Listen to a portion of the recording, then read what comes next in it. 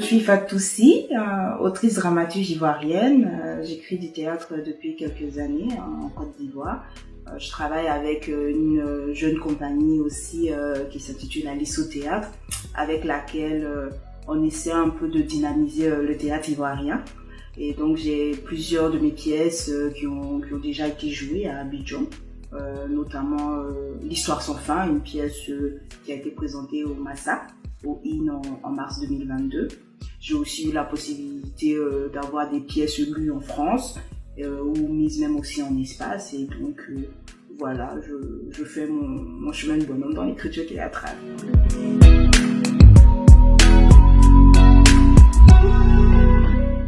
Écrire du théâtre, en fait, pour moi, ça a été une évidence.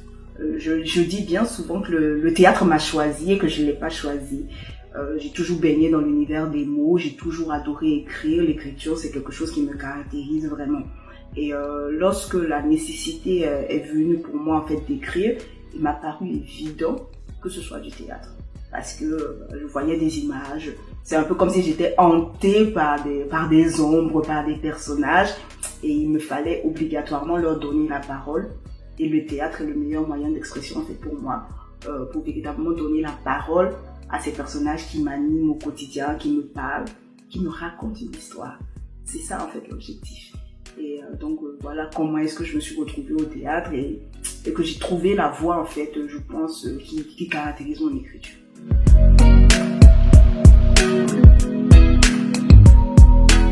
Le projet sur lequel je travaille pour cette résidence à Limoges s'intitule Mosso Seignement, donc qui veut dire en malinké la femme d'or, la femme propre, la femme pure.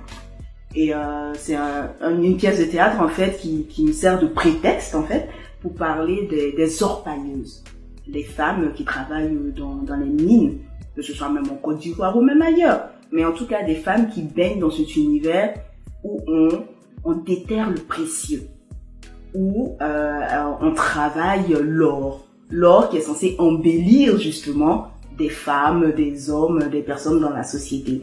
Et c'était important pour moi en fait de pouvoir parler de ces femmes qui baignent dans cet univers-là, de pouvoir parler de leurs conditions de travail, de leurs pensées, de leurs conceptions. Et l'or qui leur permet en fait finalement d'être des alchimistes, des pharaons, des personnes qu'on n'entend pas, qu'on ne voit pas parce qu'on parle des orpailleuses clandestines, mais qui finalement grâce à leurs mains, grâce à la magie de leur alchimie, arrivent à embellir d'autres personnes dans le monde. Donc c'est un peu ce projet-là que j'essaie de mettre en place dans le cadre de cette résidence.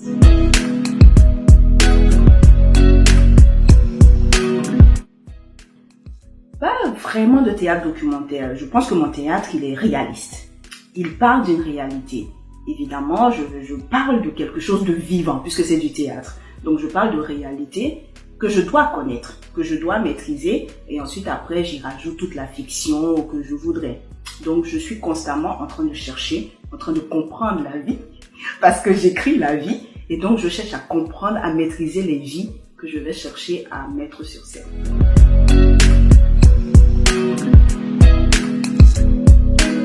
C'est vrai que j'ai l'habitude de faire des résidences plutôt en Afrique, le continent africain, et c'est la première fois en fait que je sors véritablement de mon cadre habituel quelque part pour venir travailler et j'adore ça, c'est très intéressant. Le cadre est propice en fait à la créativité, le calme, le soleil parce que je suis là en été en plus.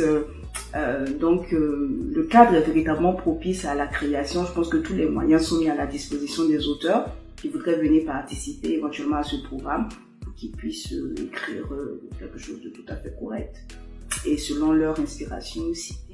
Et ce qui est d'autant plus intéressant, c'est qu'en fait ce programme nous permet d'être accompagnés dans notre parcours d'écriture avec des dramaturges beaucoup plus expérimentés qui ont véritablement déjà un nom dans la littérature dramatique. Et bon, moi j'ai la chance d'être accompagnée par un Ivoirien aussi, Kofi Kwaolé, qui est reconnu même dans notre pays comme étant un phénomène, un véritable monument du théâtre ivoirien et francophone aussi. Et donc cet accompagnement-là qui me permet, je l'ai dit, de sortir de ma zone de confort. C'est vrai que j'ai l'habitude d'écrire du théâtre, Mais avoir aussi la chance d'être accompagné par un dramaturge reconnu dans ce art-là me permet de sortir de ma zone de confort et me permet de m'améliorer encore plus dans le travail dramaturgique que je dois fournir ici. Et donc, je pense que c'est quelque chose que tout le monde devrait avoir la chance là.